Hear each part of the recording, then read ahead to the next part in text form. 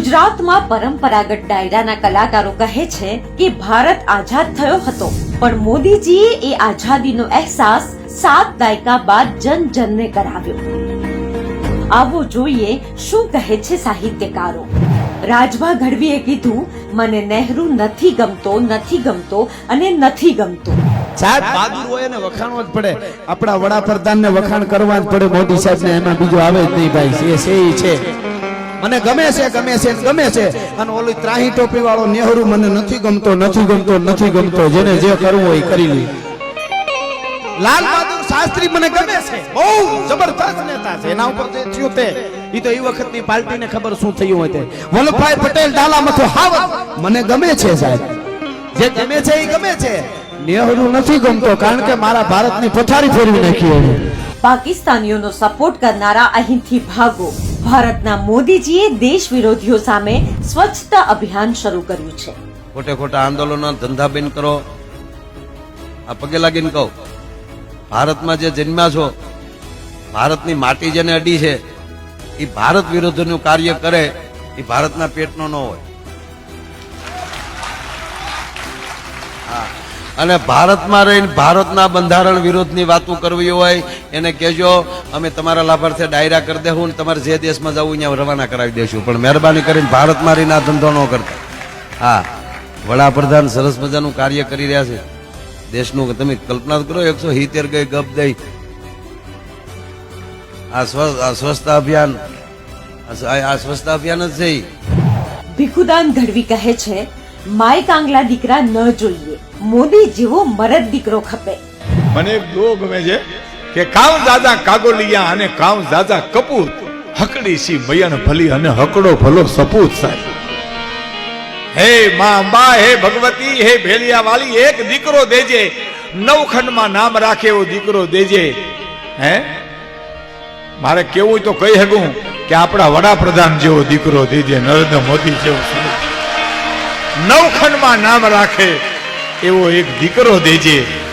પ્રફુલ્લ દવે કહે છે કે અત્યાર સુધી જે ભારતમાં સત્તામાં આવ્યા તેમાં આ વીર નોખો છે. જેની માએ 7.5 સૂંઠ ખાઈને જન્મ આપ્યો હોય એવા વીરના વખાણ ના કરું તો મારો ધર્મ લાજે.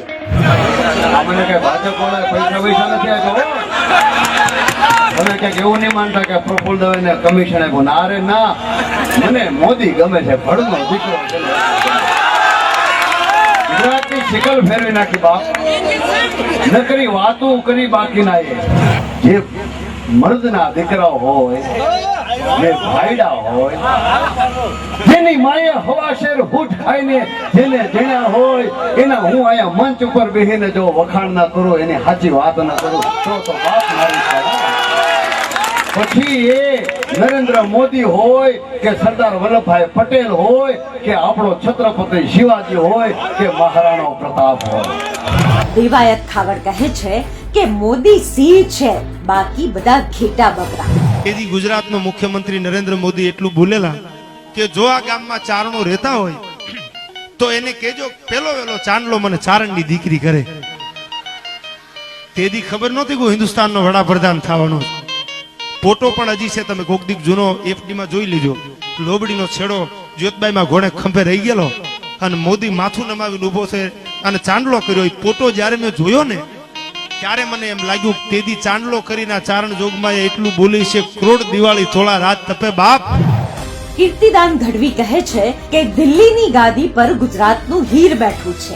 મોદી સાહેબને યાદ કરે ગુજરાતની ધરતીની તાકાત તો જુઓ સાહેબ. અત્યારે દિલ્હીના તખ્તા માથે આખી દુનિયાની નજર અત્યારે ગુજરાત માથે છે કે એ કેવી ધરતી છે, કેવી પવિત્ર ધરતી છે કે જેમાંથી બળુકા માણસો આવે છે સાહેબ. હા, માયાભાઈ કીધું એમ દિલ્હીને બિલ્લી બનાવી દીધી સાહેબ, મીંદડી હાવ. હે ભાઈ, હા, કારણ કે ગુજરાતી ગુજરાત છે, ગુજરાતની ભાષા ગુજરાતી, પણ બોલી હાવ નોખી. 12 ગાવે બોલી બદલે, તેરે બદલે શાખા. તાન ગઢવીએ કહ્યું, ઘણા વખતે ભારતને મરદ નેતા મળ્યો. અત્યાર સુધી આપણને ઘણા એવા નહીપતિ અને નિર્બલપતિ જેવા મળ્યા, પણ ગુજરાત ભાગશાળી કે નરેન્દ્ર મોદી જેવો મરદ માણસ તો મુખ્યમંત્રી તરીકે આપણને મળ્યો સાહેબ. એને ગુજરાતની સિકલ ફેરવી નાખવાના પ્રયત્ન કર્યા. જબરજસ્ત માણસ.